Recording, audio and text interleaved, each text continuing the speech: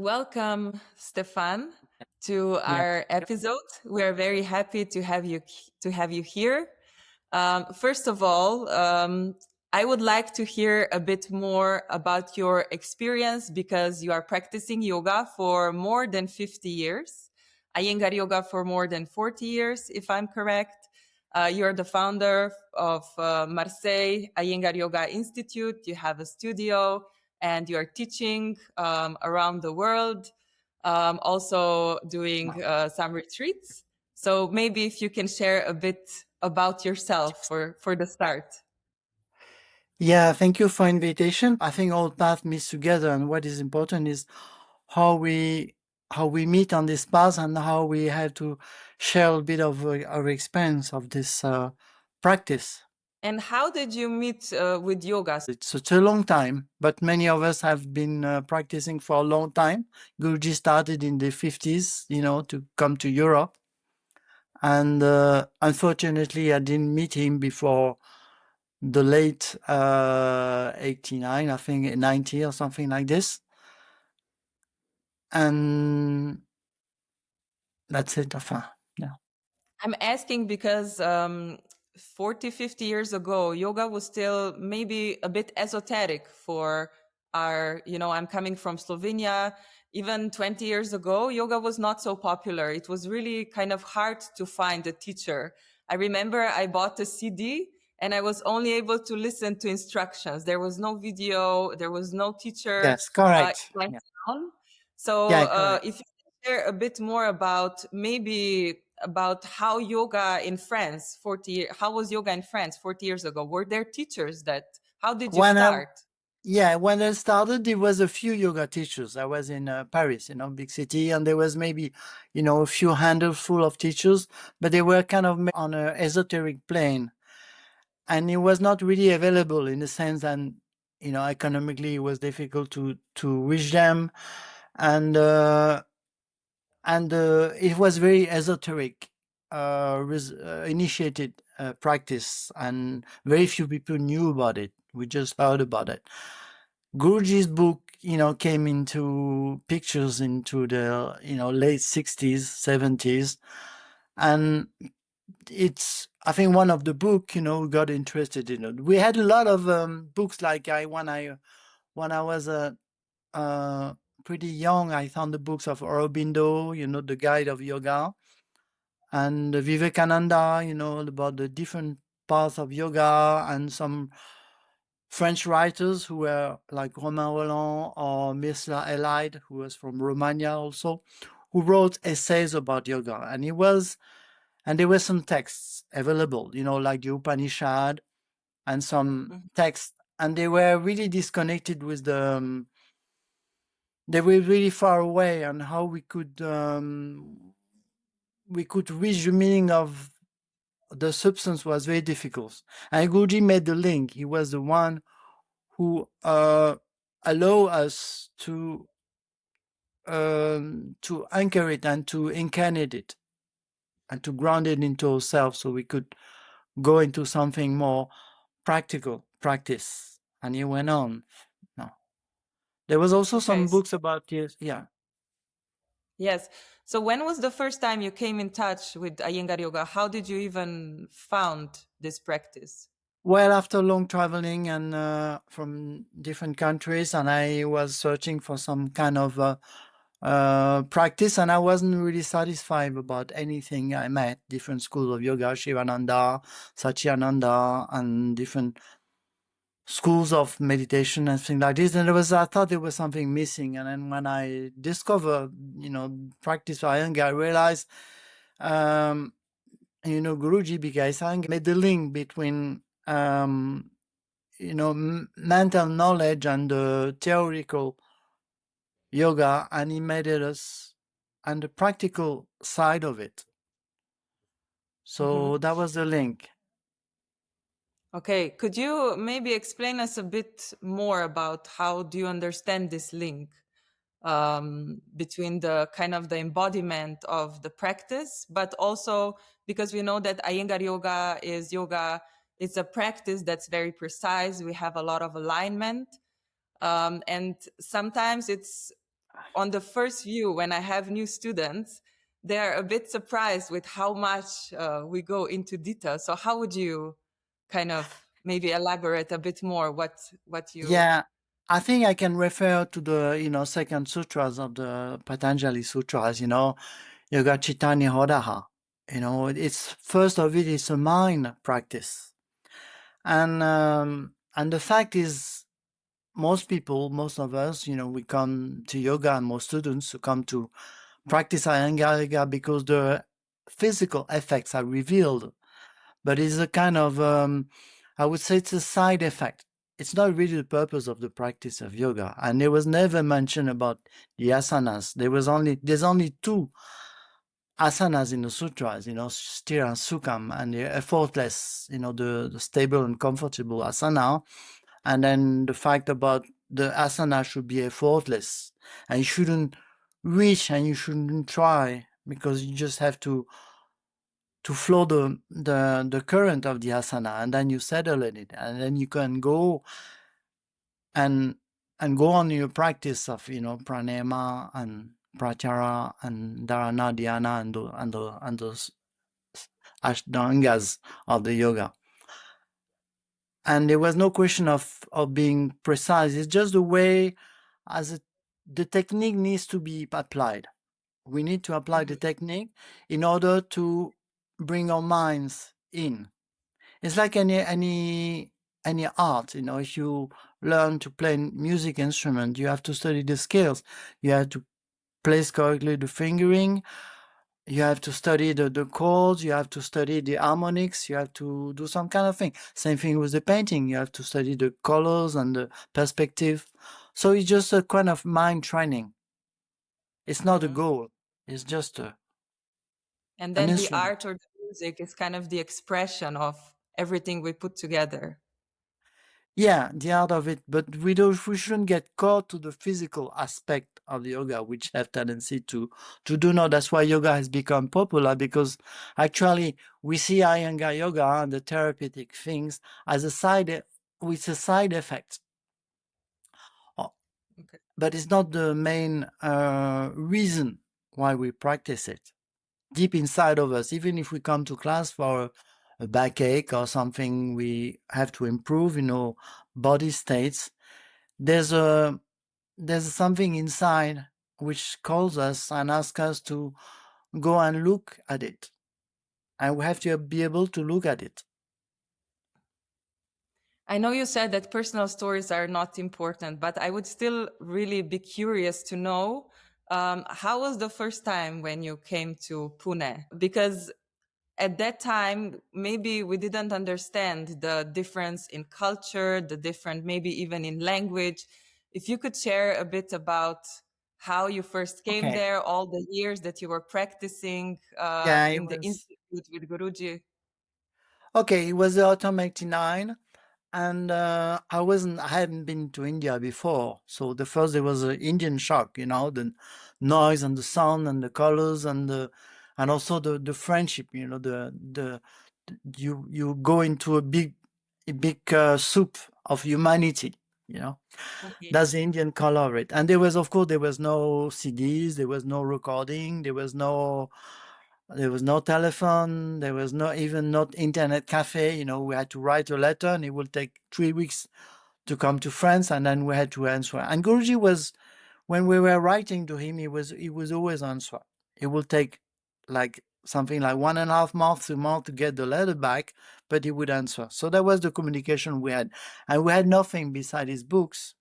Geeta's books came out, in the late '80s, and that's all. And we just have to. We were a small group, and when I came, I still had a feeling of I came too late. It was just late, beginning of the '90s, and Guruji was teaching since 1947, and the institute was there since '75, and there were so many older people than me. I just look at those people, and they were really impressing, because I felt just like I was just a raw beginner. And Guruji and Geeta was really impressing. There was no microphone, so it was very difficult to understand and the English were not that fluent, and it was difficult to understand them, especially with the noise and the bus driving and the horn of the klaxons and the birds. So it was just a big mess, but their presence was very strong. So I cannot imagine now. You said sending letters and waiting a month and a half and all this excitement about finally being able to go to Pune. And you were returning quite often, almost every year, if I'm correct. So Yes, I came every year since 2000 and until the COVID. So what was the thing that kept you coming back all these years and continue practicing? I think it's mostly the relation. It's mostly the relation. You know, there was all, of course, as a Westerners, I cannot say I've been raised in it, but there was a relation of Guru Shai. You know, the link with the Iyengar was very strong, and the presence of them. And I felt by being in a presence, they will recall me something in myself, which was revealed. And this presence, this friendship, even if they were on the surface very harsh and very, sometimes you feel they were very distant, there was this link. This link was very strong. So I kept on going as much as I could because there was this attraction. And of course, the attraction was beyond their personality, as realized because we always think we're internal, and we always thought Guruji was always and Geeta was always be there with us. But of course, when he came out in the 2014 and then 2018, when Guruji and Geeta left us, I think the relationship changed, of course, because they're not here physically, but they're still with us. Would you be so kind to share maybe some memories you have of some special moments, or even maybe some moments that challenged you while you were practicing in Pune? Well, I think for 6 months, Guruji didn't even look at you. You know, like there were still many people. I mean, we were maybe, 30 or sometimes 50 in the classes, which was still a lot from all different countries. It was mostly, Westerners from England and some Americans, and Eastern Europe wasn't there at the time. There was a few Asian, but not very much, a few Japanese. And Guru Iyengar Yoga was not so much spread out all over the world, and he used to be. And there were, of course, a few Indians. And I remember he didn't look at me. He didn't. I was just watching him all the time, and I was really impressed. And I was really shy. I didn't want to go to him and, of course, manifest myself because he was so impressing. And I remember one time we were practicing Virabhadasana 1, and it was monsoon time, so it was very hot, and we were all sweating. And I remember the floor was just a pool of sweat, and Geeta was holding us for, I don't know, so many minutes. I thought it was hours, and we always thought we were dying, when she's gonna get out of the asana. And sometimes she would just give her an asana to do, and she would talk and talk and talk and talk forever, and we would just die, And I was just looking at the ceiling, because you're supposed to have the head up and to look up and to leave the spine. And suddenly I felt some kind of strange feeling of being like sucked, and I was just lifted. But it was very soft touch, and I felt my mind was really uplifted. And Guruji was sitting on my legs and lifting myself up. That was the first encounter. With him personally. And after a while, he just came out.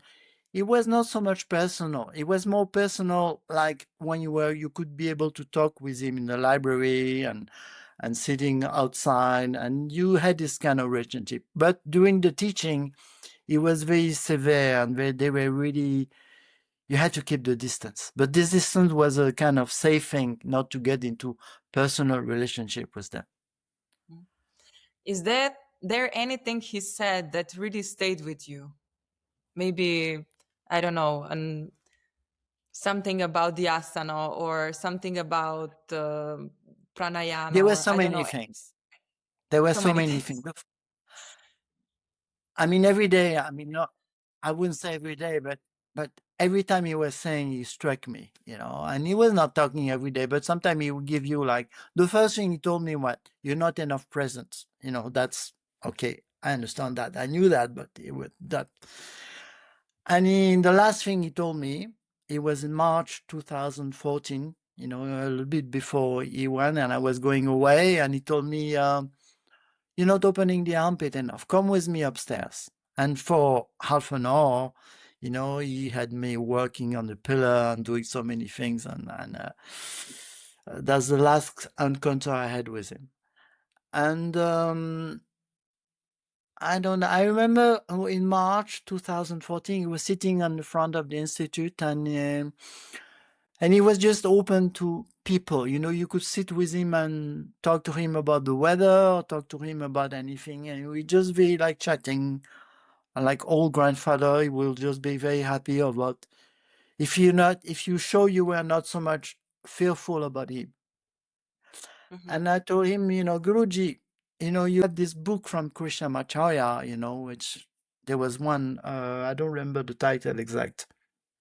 Krishnamacharya was the guru of Bika Sangha, and you wrote a lot of things which were really sounded weird, like, doing some extra things out of your body and getting some, washing your intestines in the river and getting and really weird things. And I really wonder how good yogis could that at the time. Was there just really something imaginative or was really real? And I came to Guruji and asked him, Guruji, was it really Krishnamacharya really doing all these things, And Guruji turned to me and looked at it. No, because he never taught me.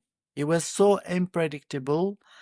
And I felt he was kind of really, there was some kind of sadness about the fact that Krishnamacharya really never really taught to him really what he was. So that was it. And So what I personally really appreciate in Iyengar Yoga is also the community, the mentorship. And you have experienced that directly by the source. And my question would be, how did you later on bring this to your teaching in France? I personally, I think this mentorship was initiated by, the guitars first, Mhm. and Abhijata, and then he came on. Because of course, yoga teaching become too much a lucrative activity. The story is there was too many teachers and people were just so much. They thought yoga was. They turned out then yoga into a business thing, and of course, Mhm. Gita was really opposed to that. Although they were also making a living of it, so trying to find a balance was difficult. So they came out of mentorship. For me, I realized that I was mentored, although I didn't know. But the fact I'm being in contact with them was a kind of mentorship. I was assisting in Gita's classes, and Guruji was giving us every day return about it, and we had to, for certification thing, we had to bring photos and sometimes we had to teach in front of him, and there was some but it was a kind of one-to-one relationship. It wasn't really Mhm. something very structured. It was just one day Guruji decided to show you something, and then Guruji sometimes decided to something. It was you had to be ready for anything.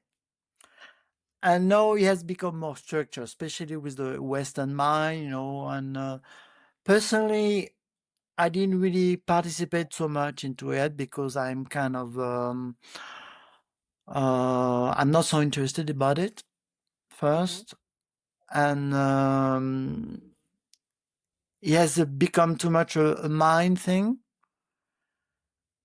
and putting too many rules and registration. Of course, rules are important, but getting too much stuck in the rules is a bit like the story of the monk pointing the moon with his finger. And if we look too much at the finger, actually we spend all our life looking at the finger and we don't look at the moon, which is the purpose of the practice of yoga. Mhm.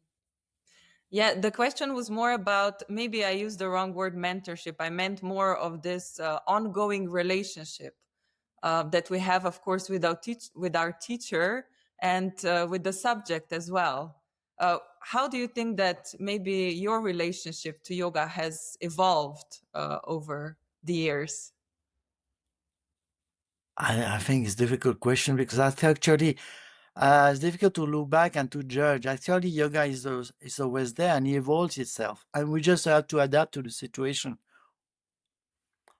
Uh, it's difficult to judge and to have a back, to look back.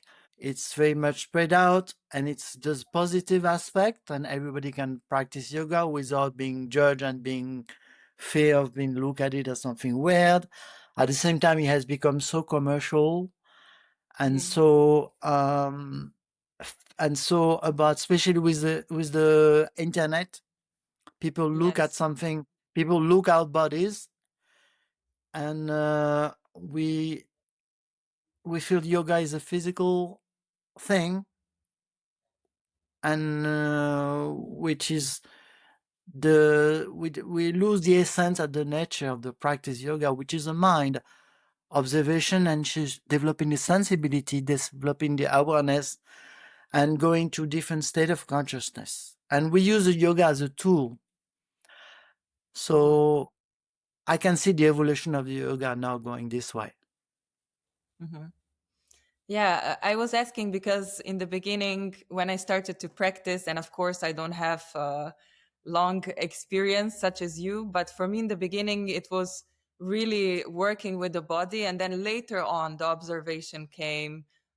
Later, I was able to understand myself more, to explore. And that's what also brought me to Iyengar Yoga, because I felt we have uh, endless field of exploration of ourselves. It's not just some practice like sports that we do, but it's really something much, much deeper. I wanted to ask you, you are still teaching workshops. You were in Slovenia quite recently, and hopefully you're coming again soon. So you are still actively teaching in the moment. I think teaching is the art of sharing. Guruji was always generous. Gita was always generous. They were always sharing the knowledge because they knew this knowledge will get little by little edulcorated. You know, I don't know if you the word, if you put ink into water, of course the ink goes everywhere in the glass of water, but it gets thinner and thinner. And I think for them it's very, very important to keep the teaching going, but at the same time spreading it out. I really like what you said, the transmission of knowledge and the art of sharing. And what would you say to the new generations? Because for us, it's a bit hard to kind of understand the spirit of what was happening in the past. Of course, now we have, as you said, a lot of internet, a lot of social media. So it's really hard to really devote ourselves or to dedicate ourselves this much as you were able maybe in the past. What would you tell to the new generations how to keep the spirit of the teachings of the BKS Iyengar? Yeah, I think if you look on the old texts of practice of yoga, like the Upanishad or even the Bhagavad Gita, what they say, you have to sit somewhere, you have to find a quiet place without insects, you know, in a cave, and you have to sit, and then you have to dedicate to practice. And of course, the Iyengar give the ability of give us the ability to practice while being in this agitated world. But if we look at the world as a projection of our consciousness, as a projection of our agitation, we can still the movement of our minds and ourselves also.